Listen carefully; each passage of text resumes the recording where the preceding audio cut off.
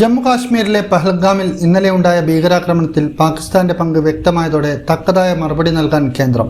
നിരപരാധികളായ 26 കുടുംബങ്ങളുടെ അത്താണികളായ പുരുഷ വിനോദസഞ്ചാരികളെ കൊന്നൊടുക്കിയ ക്രൂരതയോട് കടുത്ത നടപടികളിലൂടെയാണ് മറുപടി.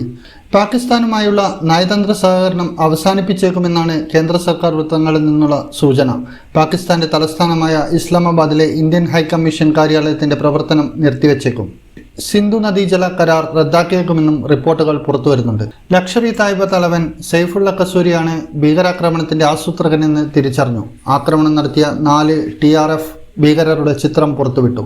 ഭീകരാക്രമണം നടന്ന സ്ഥലം കേന്ദ്ര ആഭ്യന്തരമന്ത്രി അമിത്ഷാ സന്ദർശിച്ചു. കൊല്ലപ്പെട്ടവരുടെ മൃതദേഹങ്ങൾക്ക് മുന്നിൽ അദ്ദേഹം ആദരമർപ്പിച്ചു. സമാധാനവും സന്തോഷവും നിറഞ്ഞതായിരുന്നു പഹൽഗാമിലെ ബൈസരൻ തായ്വര, മിനി സ്വിറ്റ്സർലാൻഡ് എന്നറിയപ്പെടുന്ന ഈ സ്ഥലം.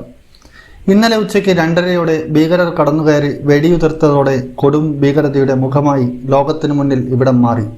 മതം ചോദിച്ച് ഭീകരർ വെടിയുതിർത്തപ്പോൾ 26 ജീവനുകൾ പിടഞ്ഞു വീണ് മരിച്ചു.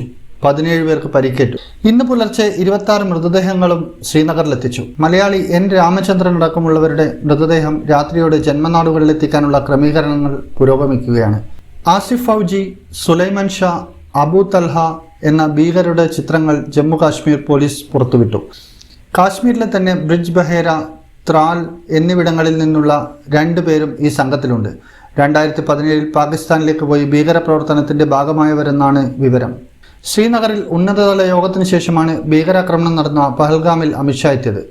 ആർമി ഹെലികോപ്റ്ററിലെത്തിയ അമിത്ഷാ അരമണിക്കൂറോളം ബൈസരൻ തായ്വരയിൽ ചെലവഴിച്ചു. വൈകിട്ടോടെ അമിത്ഷാ ദില്ലിയിൽ തിരിച്ചെത്തും. സൗദിയിൽ നിന്ന് തിരിച്ചെത്തിയതിന് തൊട്ടു പിന്നാലെ വിദേശകാര്യമന്ത്രി, ദേശീയ സുരക്ഷാ ഉപദേഷ്ടാവ്, വിദേശകാര്യ സെക്രട്ടറി എന്നിവരുമായി വിമാനത്താവളത്തിൽ പ്രധാനമന്ത്രി അടിയന്തര കൂടിക്കാഴ്ച നടത്തിയിരുന്നു.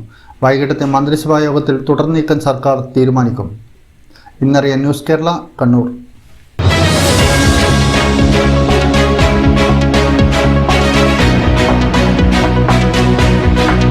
വിവാഹ പർച്ചേസുകൾക്ക് കുറഞ്ഞ പണിക്കൂലിയിൽ സ്വർണം മുൻകൂട്ടി ബുക്ക് ചെയ്യാൻ അഡ്വാൻസ് ബുക്കിംഗ് സ്കീം. പണിക്കൂലിയിൽ 50% വരെ ഡിസ്കൗണ്ട് നേടാൻ മൈ ഗോൾഡ് സേവിംഗ് സ്കീം. പണിക്കൂലി ഒന്നുമില്ലാതെ സ്വർണ്ണാഭരണം സ്വന്തമാക്കാൻ ഗോൾഡൻ ബഡ് സ്കീം. എന്നും വിശ്വസ്തയോടെ സ്വർണം സ്വന്തമാക്കാൻ ആരാധന jewellery, Bangalore and city centre, Kannur, ഫാഹേൽ and Maliya, Kuwait.